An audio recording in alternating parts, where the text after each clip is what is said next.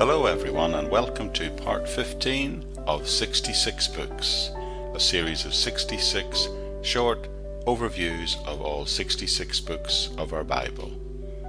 And we've reached the book of Ezra, the book of the restoration.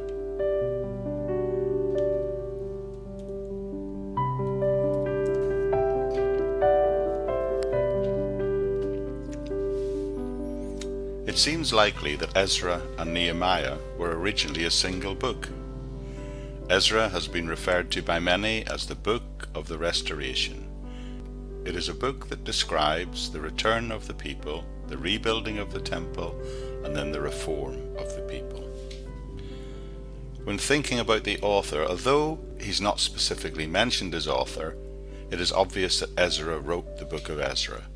Large portion of it are written in the first person from Ezra's point of view, and the clearness of the detail and the description favours an author who was an eyewitness, particularly of the later events in the book. Jewish tradition also attributes the authorship of the book to Ezra. Tradition also holds that Ezra was the founder of the great synagogue where the canon of the Old Testament were finally placed and curated under Nehemiah. There is a tradition that he collected the biblical books for the first time into a single unit and originated the synagogue form of worship. Who did Ezra write it to? The recipients. Well, Ezra fits perfectly into the post-exile period of Israel's history.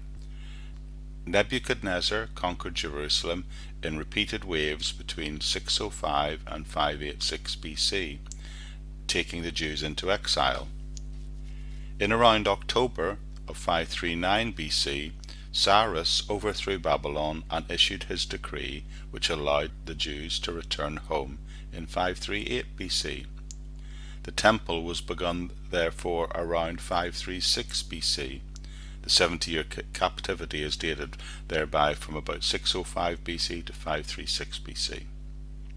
Zerubbabel then returned in 538 BC and was in Jerusalem by 516 BC. That's told for us in Ezra 1 verse 6. During Zerubbabel's time, we know that the prophets Haggai and Zechariah were ministering and prophesying, which was around 520 BC and later. Ezra then returns in 458 BC, we are told that in chapter 10, and Nehemiah comes back in 445 BC. We'll find more out about that in the next book. It was the remnant who returned from Babylon that would receive this book. They were the ones who also experienced the events recorded in it. Ezra no doubt wrote this to remind them and succeeding generations of what God had done. The message. The remnant didn't just return, they came back and they restored. And they restored to some degree the Israel of old. They rebuilt the temple and they began to reform the people again. Thus the subject of the book is restoration. The message of Ezra is God restores his people, he restores them to the place of worship and to a place of obedience. Thinking about the structure of the book, though Ezra no doubt wrote the book, he was more of a compiler than an author, for this book is a compilation and not a single narrative.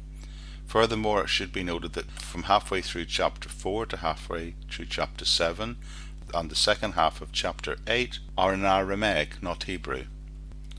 So the first part, the first 6 chapters of this book, describe the return and the rebuilding of the temple under Zerubbabel.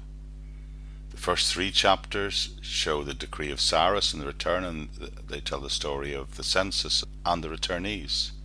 Then in 3 to 6 we see the commencement of the rebuilding of the temple.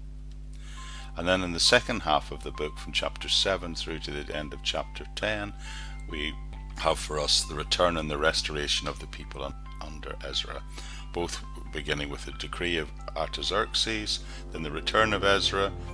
He makes a confession and confronts the people.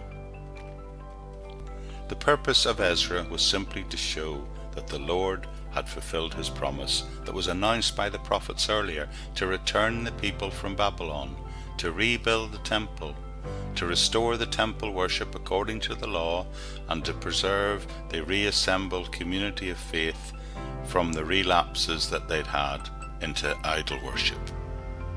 So to summarize this entire book in one phrase, Ezra simply wrote to the returning remnant after the end of the 70-year captivity to show them and others who would follow how God had the temple rebuilt in Jerusalem, and how God restored the people, and how God restored his community of faith to a place of worship and obedience.